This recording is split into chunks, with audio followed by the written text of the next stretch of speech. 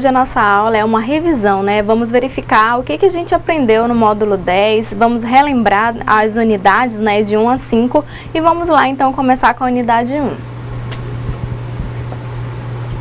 Bom, primeiro os objetivos dessa aula. Compreender o significado da alimentação e nutrição no Brasil e quais fatores influenciam nos hábitos alimentares da população. Então, vamos relembrar que a gente já viu isso, né? Conhecer a transição epidemiológica e nutricional e as doenças crônicas não transmissíveis. Entender quais são as consequências que o consumo inadequado de alguns nutrientes pode causar à saúde da população. Conhecer sobre a importância da suplementação dos grupos de risco, fortificação dos alimentos e a educação alimentar e nutricional. E compreender o surgimento das políticas de saúde pública relacionadas à alimentação e nutrição. E, por último, entender a contribuição de outras culturas para a formação da culinária brasileira. Vamos iniciar com a unidade 1, que tem como tema significado da alimentação e nutrição. Bom, a gente viu, né, no início da aula qual era o significado de alimentos. Então, o que são os alimentos? São substâncias que visam a promoção do crescimento e da produção de energia necessária para as diversas funções do organismo, né? Então, a gente viu que o nutriente ele é necessário para que o corpo continue desenvolvendo suas atividades. E os nutrientes são substâncias que estão presentes nos alimentos e são utilizadas pelo organismo para a manutenção do corpo. Lembra que até a gente mostrou o significado a gente mostrou como exemplo aqui a maçã, né? O alimento é a maçã como um todo e o nutriente são o que tem dentro da maçã, né? Todos aqueles alimentos que tem dentro da maçã são os nutrientes. Bom, e a gente viu também um pouquinho sobre o que seria o sistema digestório, como é que ele ajuda, né, o nosso corpo a metabolizar os alimentos. Então, vamos primeiro ver qual é o significado, né? Então, o sistema digestório, ele é formado por alguns órgãos, entre eles a boca, a faringe, o esôfago, o estômago, o intestino delgado, o intestino grosso e o reto. E qual é o papel do sistema digestório? É realizar justamente o que? A digestão dos alimentos, ok? Então, é só para relembrar todo aquele processo que a gente falou, que o alimento, né, é ingerido, depois ele vai ser degradado, vai ser deglutido, até chegar ao processo de, depois que ele é metabolizado, até chegar ao processo de absorção dos alimentos, tá? Dos nutrientes, para fornecer o que? Energia para o nosso corpo.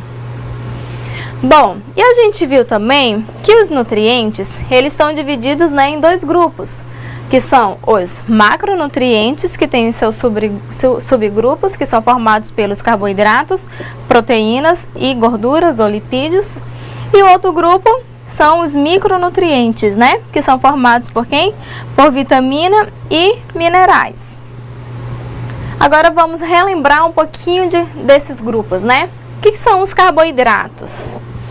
Representam a mais importante fonte de energia proveniente da dieta, né, dos alimentos.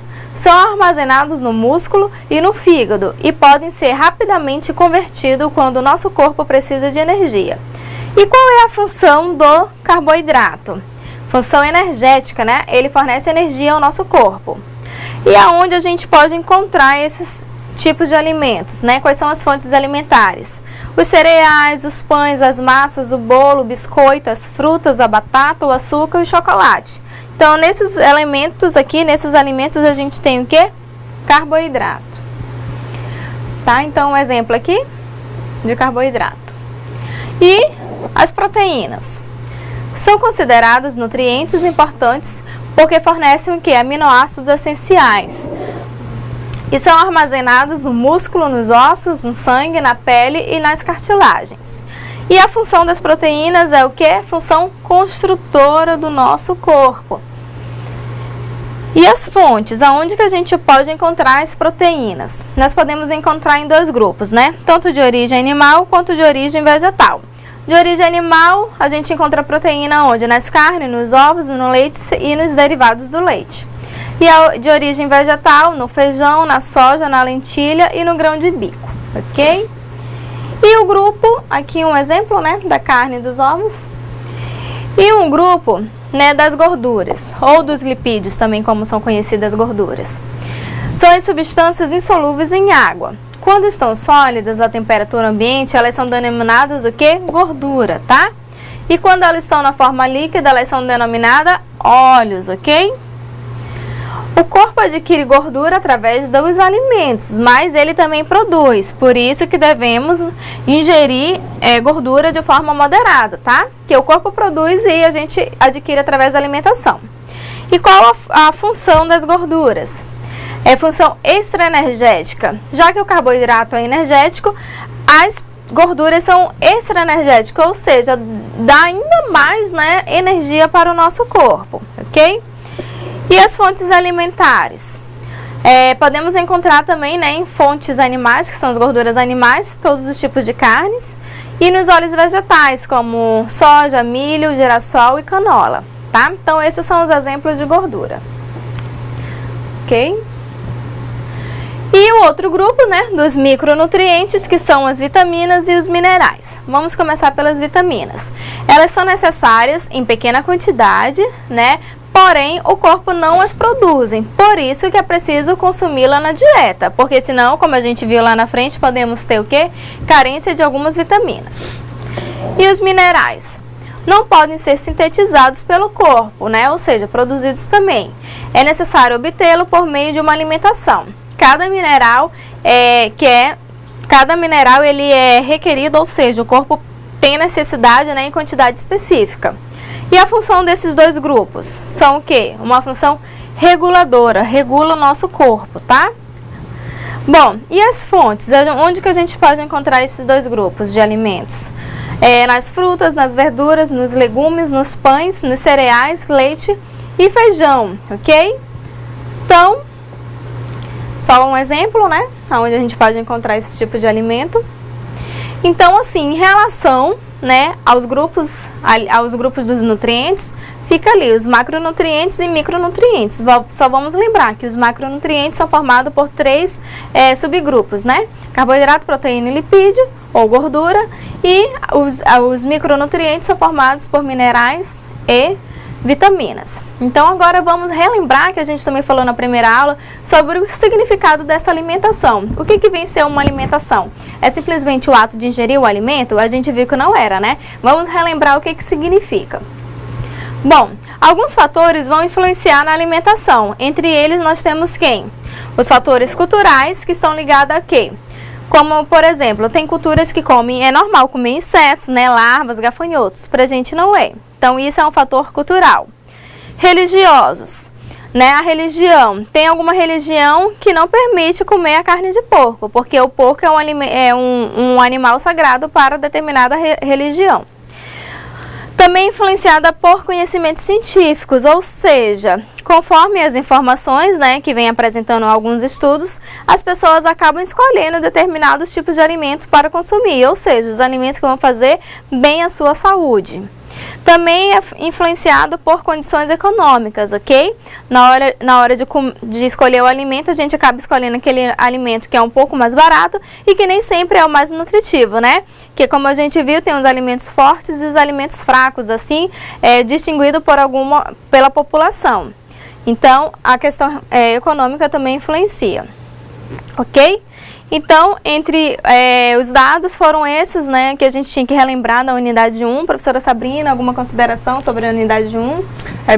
É interessante você sempre ter isso na cabeça, né, distinguir alimentação e nutrição. Lembrar que se alimentar é o fato de você proporcionar alimentos ao seu organismo, e a nutrição vai muito mais além, depende da escolha dos seus alimentos, da qualidade dos alimentos.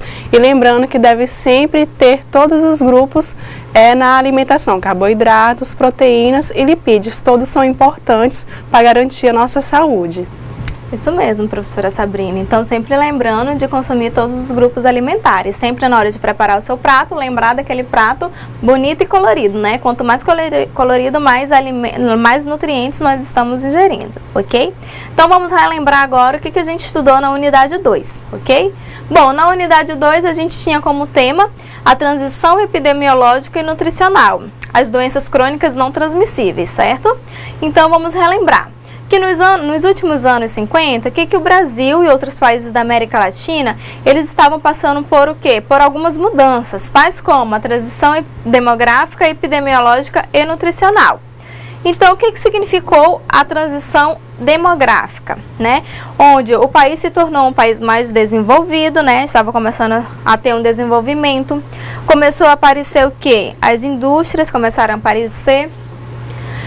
O crescimento da cidade, ou seja, a população começou a se mudar da zona rural para a cidade, ok?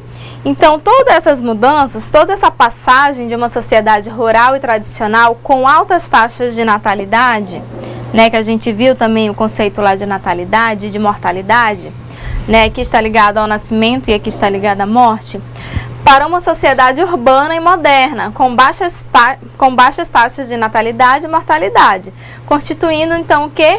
O sistema de transição demográfica, ou seja, a população começou a migrar da zona rural para a cidade e com isso, né, com toda essa transformação, o surgimento de indústrias, a gente conseguiu fazer com que o número de nascidos fosse maior do que o número de mortos. Então, isso configura a transição demográfica, ok?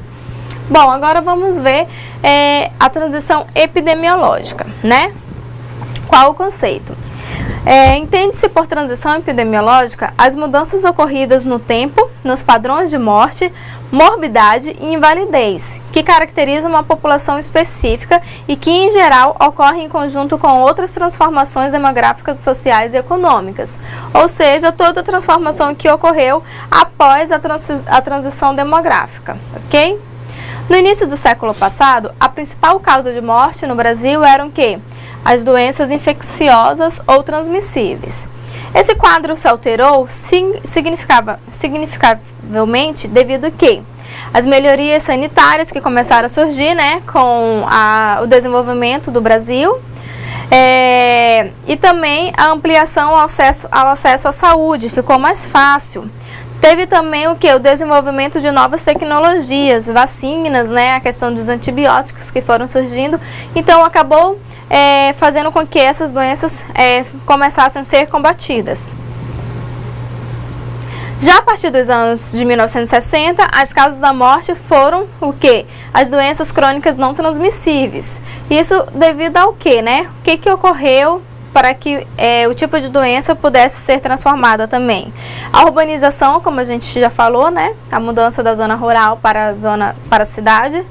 A mudança da sociedade social também, o tipo de trabalho que a pessoa, né, começou a desenvolver, o tipo de veículo que ela começou a utilizar. Então, tudo isso acabou influenciando nessa troca do tipo de doenças.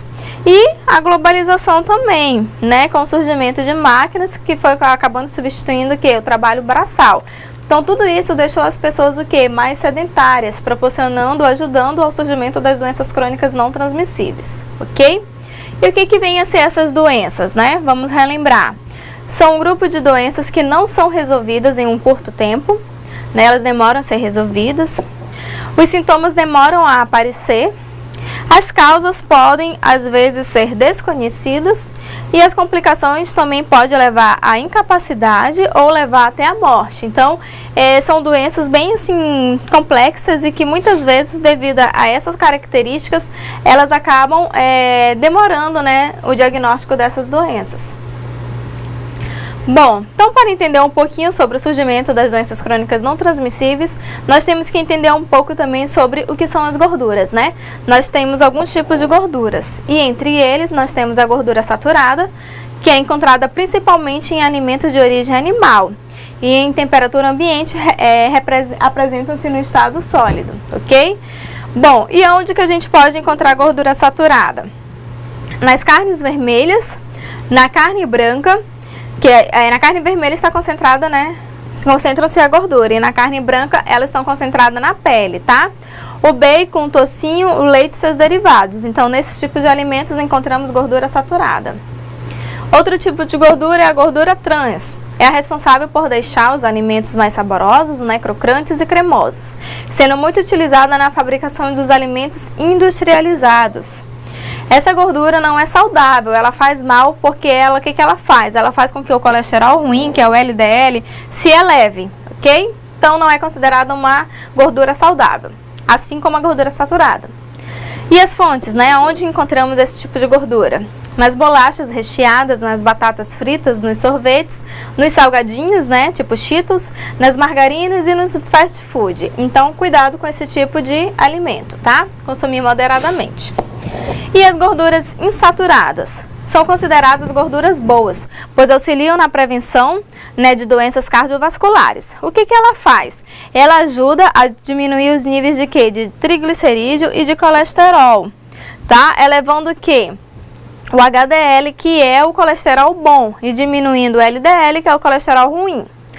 Bom, as fontes desse tipo de gordura são azeite de oliva, as castanhas do Brasil, né? O óleo de canola, o abacate, a semente de linhaça e outros tipos de alimentos. Então, vimos aqui os 3 tipos de gorduras que existem, tá? Então, só um exemplo, né? Bom, então voltando, né? Vamos entender, já que a gente viu também que teve o surgimento dessas gorduras, vamos entender agora a transição nutricional, tá? Vamos ver como que ela ocorreu. Bom, ocorreu justamente, né, devido ao estilo de vida da população. Trouxe consequências negativas para a alimentação, ou seja, antes a população sofria de quê? De desnutrição. Depois, com todas, né, essas mudanças no Brasil, a questão da globalização, urbanização, fizeram com que houvesse, né, a transição nutricional, justamente da desnutrição para a obesidade, devido aos tipos de alimentos que a população teve acesso, né, mais facilmente. Bom, como que isso ocorre, né? Ocorreu com a diminuição do consumo da mistura do arroz e feijão, das frutas, verduras e legumes, que era muito utilizado quando a população vivia na zona rural.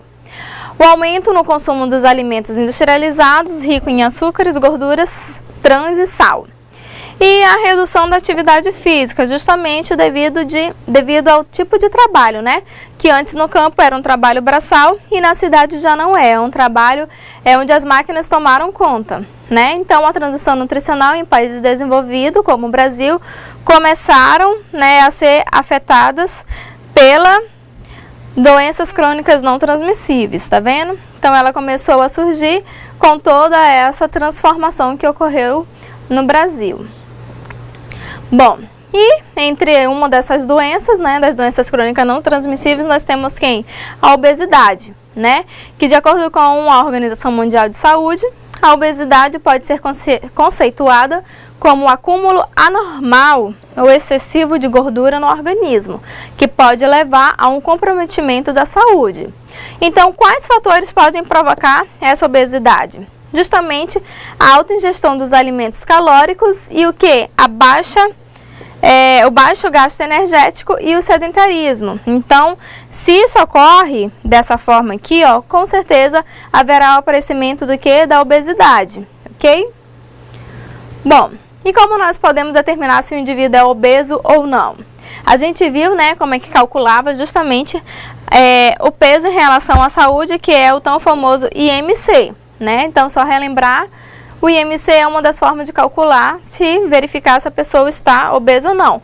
Porém, deve estar associada a outras técnicas, né? Que são justamente as medidas das pregas da pele e as circunferências corporais, tá? Então, é preciso estar fazendo essa relação para se ter o que? Um resultado mais exato, tá? Então, vamos lá. E o que o índice de massa corpórea, o IMC, ele verifica? Ele é utilizado para avaliar se o peso está adequado para o quê? Para a altura, certo? O IMC não mostra a quantidade de gordura, tá? E nem como essa gordura está distribuída no corpo, apenas se o peso está adequado para a altura. Bom, outro exemplo de doenças crônicas não transmissíveis é o quê? São a diabetes mellitus, né? Que ela está muito presente hoje em dia, né? Várias pessoas estão com essa doença, então vale a pena saber um pouquinho. Esta doença é causada pela ausência ou deficiência do quê? Da ação da insulina. A insulina, né, é o hormônio produzido pelo pâncreas e responsável pelo transporte de glicose, de açúcar no corpo, ok? Então, o diabetes, ele pode prejudicar alguns órgãos, como os rins, coração, olhos e pele e pés, tá? Então, o diabetes provoca problemas renais, amputação, remoção, né, no caso, amputação dos membros inferiores, pernas e pés, pode causar cegueira e doenças cardiovasculares. No Brasil, o diabetes representa uma das principais causas de morte, ok? Então, muito cuidado com essa doença. Ela tem dois tipos, né? Tipo 1, diabetes tipo 1 e diabetes tipo 2. A tipo 1 é causada quando a produção de insulina do pâncreas é insuficiente devido à desnutrição das células que as produzem, né? Que produzem insulina. Ela é muito comum entre crianças e adolescentes. E os portadores do diabetes tipo 1, eles necessitam tomar as injeções diárias de insulina para manter o quê? O nível de glicose no sangue, né? Para que essa glicose esteja nos seus valores normais. E o tipo 2 acomete geralmente as pessoas obesas, né? Com mais de 40 anos. Nesse tipo de diabetes, a produção de insulina, né, ocorre, porém a sua ação é dificultada pela questão da obesidade. E ela é conhecida também como resistência insulínica, tá? Então, essa é a diferença entre os dois tipos de diabetes. Bom, e alguns sintomas, né? Só para a gente poder saber como é que a pessoa pode estar tendo alguns sintomas de diabetes. A pessoa sente muita sede, vontade de urinar várias vezes, sente muita fome, mas ocorre a perda de peso. A visão também se torna uma visão embaçada. Os machucados demoram a cicatrizar e há também repetidos casos de infecções na pele. Bom, algumas pessoas às vezes não apresentam nenhum desses sintomas. Isso é o que é perigoso, né? Porque demoram a descobrir que tipo de diabetes a pessoa está tendo. E muitas vezes ela só sente algum formigamento nos pés. Então, quando a pessoa não sente sintoma nenhum, é mais difícil diagnosticar o caso. E o tratamento do diabetes?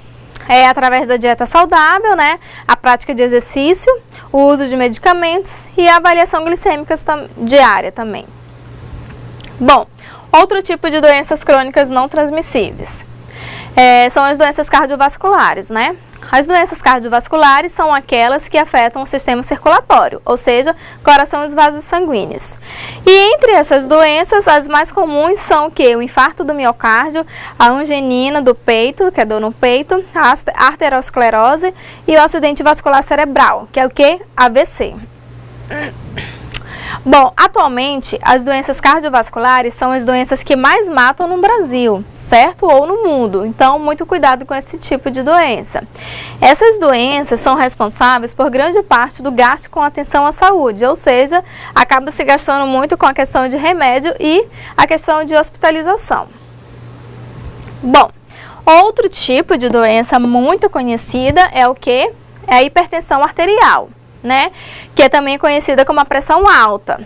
Quanto maior a idade das pessoas, maior a prevalência da hipertensão. E quais são os sintomas da hipertensão? A hipertensão é uma doença silenciosa, ok?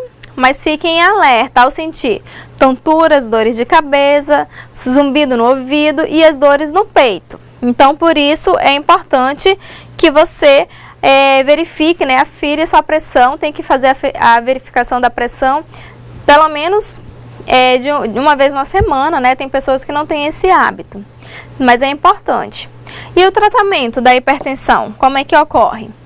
Mudança no estilo de vida, ou seja, a alimentação saudável, prática de atividade física e, no caso, alguns casos precisam também ter tratamento com medicamentos. Deve o quê? Também diminuir a questão do consumo do sal ou alimentos ricos em sal. Não deve utilizar saleiro na mesa, né? Evitar o consumo de produtos processados, como enlatados, embutidos. E reduzir o consumo de bebidas alcoólicas também é muito importante, tá? Abandonar o fumo, reduzir o peso e prática de atividade regular. A dislipidemia, que é um outro tipo de doença, é a presença de níveis altos ou anormais de lipídios no sangue, gordura, ok? Os lipídios ou as gorduras podem ser encontrados nos alimentos e no nosso corpo, né? Como a gente já viu, o corpo produz gordura. Eles são responsáveis pela absorção das vitaminas e pela produção e pelo armazenamento de energia. Por isso que as gorduras são importantes para o nosso corpo. Como a gente viu, existem dois tipos, né, de gordura, LDL, que é a ruim, e o HDL, que é a gordura boa, né? A gordura ruim, o excesso no sangue pode se acumular na parede das artérias e formar o quê? Placas de gordura. E isso pode provocar o seu entupimento, o que impede que o sangue alcance algumas partes do coração, causando justamente a aterosclerose. Já a HDL, que é a gordura boa, ajuda a retirar o colesterol ruim do sangue e evita o entupimento das artérias, ok? Então, por isso que é uma gordura boa. Outro tipo de doença crônica não transmissível, osteoporose, ok? É uma doença que atinge os ossos e caracteriza por uma diminuição da massa óssea, o que torna os ossos mais fracos e, por isso, mais sujeitos às fraturas. O cálcio é um mineral, né, muito importante para o crescimento dos ossos e dos dentes. E com o passar do tempo, ele começa a diminuir no nosso corpo, por isso ele é renovado diariamente. Todos os dias o corpo recebe cálcio dos alimentos consumidos e também perde cálcio, tá vendo? Ok? Então, quais são os riscos? Os riscos para osteoporose.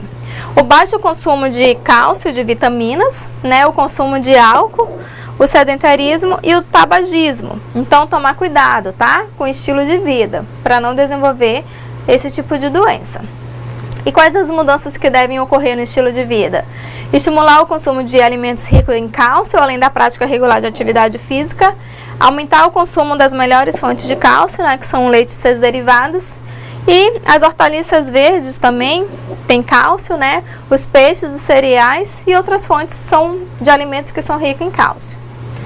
Bom, e todas essas doenças, né, que vêm ocorrendo devido à migração da cidade para a zona urbana, o aumento da variedade de produtos industrializados e o avanço da tecnologia afetaram a saúde da população, certo? Já que o número de doenças relacionadas ao excesso do consumo de alimentos industrializados aumentou de forma, assim, considerável. Então, tomar muito cuidado com o estilo de vida que se está tendo hoje em dia, tá? E a gente viu também o que era o conceito de fome e da fome oculta. A gente viu que fome é quando o nosso corpo sente a necessidade do alimento. E a fome oculta é quando o corpo, quando não há sensação de fome, né? Mas o corpo está mal alimentado. Ela acontece quando a alimentação consumida é inadequada e gera carência de alguns minerais, né? Algumas vitaminas e minerais. Okay? Entre as vitaminas e minerais que pode causar a questão de carência, nós temos o quê? O ferro, a vitamina A, o iodo e o zinco, tá? No ferro nós podemos o quê? Qual a carência que a gente pode ter, né? Com a diminuição do consumo de ferro? A anemia ferropriva, ok? Quando a anemia é causada pela falta de ferro, pode ocorrer por causa do consumo de alimentos pobres nesses nutrientes ou por causa da dificuldade que o organismo tem em absorver o ferro. Então, tomar cuidado para não desenvolver anemia ferropriva, né? Então, a gente viu alguns alimentos que são fontes de ferro, né? Que são as carnes, a galinha, o peixe, o porco. E o ferro também é encontrado em alimentos de origem vegetal, como as leguminosas, as folhas verdes escuras, né? Uma dica importante aqui, ó, para esse tipo de alimento, para uma melhor absorção do ferro, é o quê? Consumir juntamente com alguns alimentos de origem vegetal, alimentos ricos em vitamina C, tá? Então, fazer associação de origem animal com origem vegetal. Bom, em relação à vitamina A, né? Qual é o tipo de carência que a gente pode desenvolver, né? Qual é o tipo de doença que pode vir a acontecer? É justamente a questão do... Bom, é a questão pode prejudicar a questão da vista, né? Que a gente já viu na aula passada. E aqui a gente vê quais são os tipos de alimentos que tem a questão da vitamina A. Estão presentes em alimentos de origem animal, como as vísceras, né, o fígado, leites e seus derivados. E De origem vegetal, nós temos as frutas, as verduras, os legumes de cor amarelo alaranjada ou verde escura também, ok? Bom, a gente viu também a questão do iodo, né? Que é um nutriente de grande importância para formar a questão do hormônio da tireoide. E a sua deficiência pode causar o quê? O bócio, né? A gente viu, que é conhecida como PAPO, ou seja, aumento do volume das glândulas da tireoide, tá? E aqui algumas fontes, né, pode causar também a questão do cretinismo, né, que é uma doença que afeta o sistema nervoso e causa retardo mental. Entre os alimentos que são fontes de iodo, nós temos alguns alimentos vindo do mar, como peixe, outros molúsculos também, os leites e seus derivados, tá? Bom, e a questão do zinco também pode causar, né, pode cometer o quê? O crescimento e o desenvolvimento, pode comprometer caso tenha a carência de zinco. Então, algumas fontes de zinco são as carnes vermelhas, fígado, miúdo, ovos e mariscos e ostras, tá? Bom, e para prevenir a carência desses nutrientes, existem algumas estratégias, entre elas, né, a suplementação dos grupos de riscos e a fortificação dos alimentos. E aqui a gente viu, né, a questão da suplementação, a gente viu que tem a suplementação de ferro, né, para o grupo de risco, que são as crianças de 6 a 18 meses de idade, e então as gestantes também a partir da 20ª semana e mulheres no pós-parto. Então esse é o grupo de risco de carência de ferro, tá? Bom, tem também da suplementação de vitamina A, que quem recebe, quem é o grupo de risco? Recebem a suplementação de vitamina A as crianças de 0 a 59 meses de idade, mulheres no pós-parto, que não conseguem suprir pela alimentação a quantidade necessária para prevenir a deficiência dessa vitamina. Então, esse é o grupo que recebe, tá? E a gente viu também a fortificação dos alimentos, né? Que é o quê? É aquele alimento que recebe adição de algum nutriente importante para a saúde. A gente viu que existe, né, até o NutriSUS aqui como exemplo da fortificação dos alimentos, ok? Então, o alimento escolhido para ser enriquecido é um alimento comum, um alimento básico, ou seja, como as farinhas, os pães, os bolos, os sucos, tá? Então, a gente viu em relação à fortificação, como exemplo, o NutriSUS. E a questão da educação alimentar. É uma maneira de informar as pessoas para que elas possam ter uma alimentação adequada para prevenir e controlar os problemas causados pela má alimentação.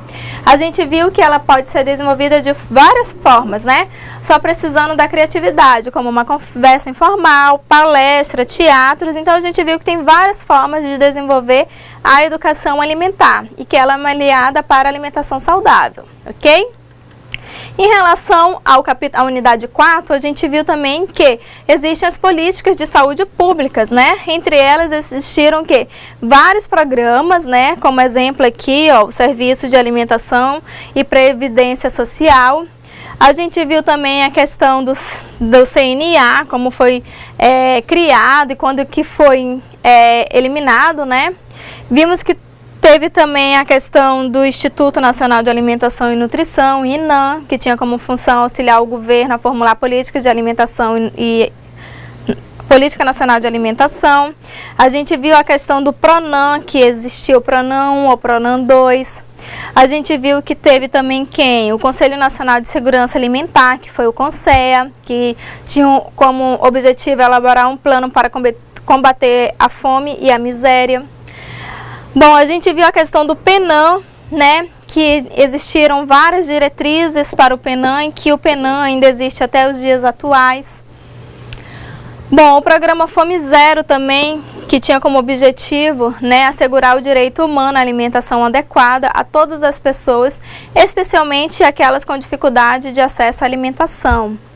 Outro programa que a gente estudou, né, por cima, assim, que vocês ainda vão estudar de forma melhor em algumas outras unidades, foi o PENAI, que é um programa que foi desenvolvido, né, está ligado à profissão de vocês. Esse programa tem por objetivo atender as necessidades nutricionais dos alunos e a formação de hábitos alimentares saudáveis durante a permanência na sala de aula, contribuindo para o seu crescimento, desenvolvimento e aprendizado e o rendimento escolar. Então, esse programa aqui, vocês deixem ele guardadinho em mente, que vocês ainda vão estudar um pouco mais, tá? A gente viu também o conceito do que vem a ser a saúde, né? A saúde é quando as necessidades básicas do homem, tais como a alimentação, trabalho, lazer, educação, moradia, né? Elas são realmente atendidas, mas de forma que não comprometa outras coisas da vida, né?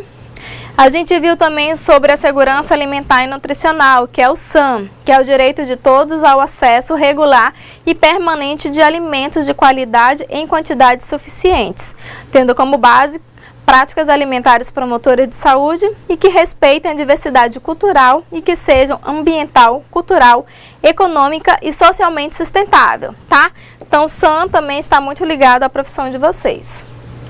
A gente viu outros programas, né, que foi a questão da Conferência Nacional de Segurança Alimentar, que é o CONSEA, e a gente viu a questão do que vem a ser a promoção de saúde, né, que ela faz parte justamente da promoção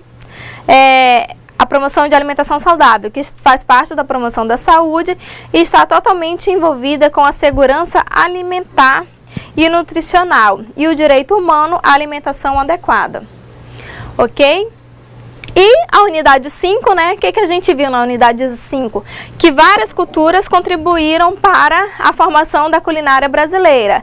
Entre elas, nós tivemos que a indígena, a africana, a portuguesa, né? E cada um trouxe algum tipo de benefício para o Brasil. Ok? A gente viu que cada região também tem suas características, suas diversidades. Tipo, na região norte, os tipos de alimentos típicos dessa região, como o açaí, os peixes de água doce, né, o jambu. A gente viu outro exemplo que é do Nordeste, quais os alimentos típicos de lá, né? A carne de sol, a questão do acarajé. Então, os alimentos são muito típicos de cada região.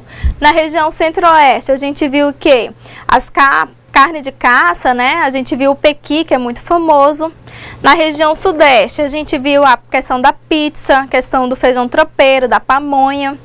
E na região sul, a gente viu o quê? A questão do chimarrão, né? Que é o que mais caracteriza essa região, e o churrasco do gaúcho, no caso. Então, assim, entre todas, a gente viu que, conforme a região, conforme o tipo de alimento, a gente consegue caracterizar qual é a região. Então, cada região tem seu alimento típico, ok? E o que acontece? É apenas a adaptação de prato, né, de região para região. Então, essa foi a revisão da nossa aula, né, do módulo 10. Espero que vocês todos tenham conseguido entender, né, não tenha restado dúvida, e eu vou passar agora as considerações para a professora Sabrina, ok? Então, vocês viram a quantidade de temas abordados que vocês puderam aprender durante essas aulas.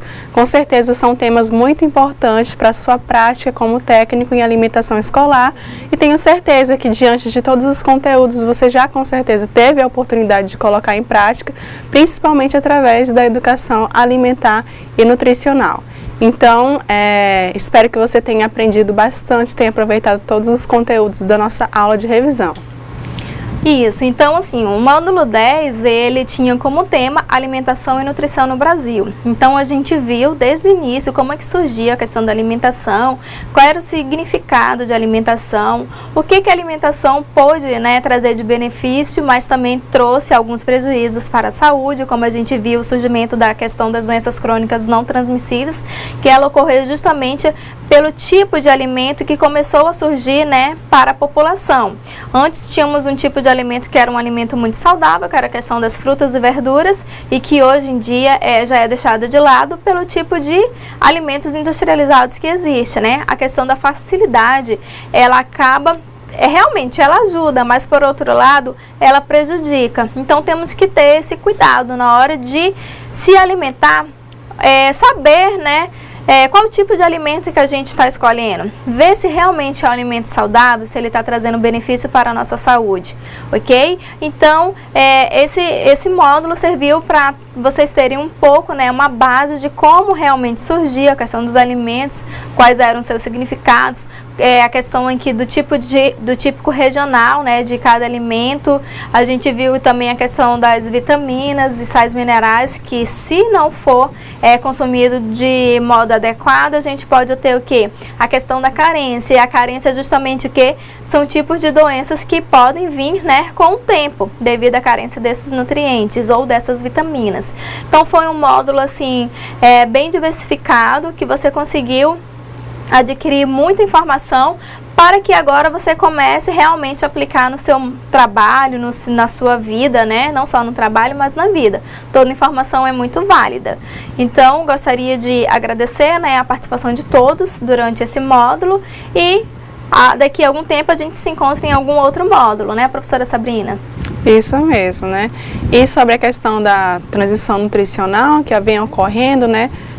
Dentro da escola, como que isso acontece? Principalmente através da venda de alimentos inadequados na cantina escolar.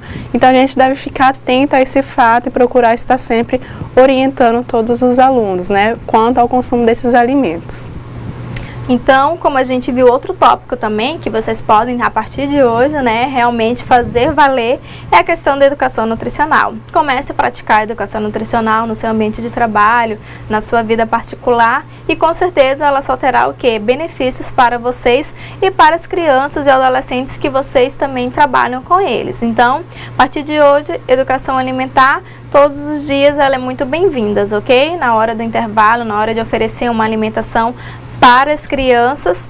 Então, você lembre de falar qual o benefício daquela alimentação que você está servindo para ela, ok? Então, muito obrigada pela participação de vocês aqui no módulo 10 e espero que não tenha restado nenhuma dúvida. Obrigada!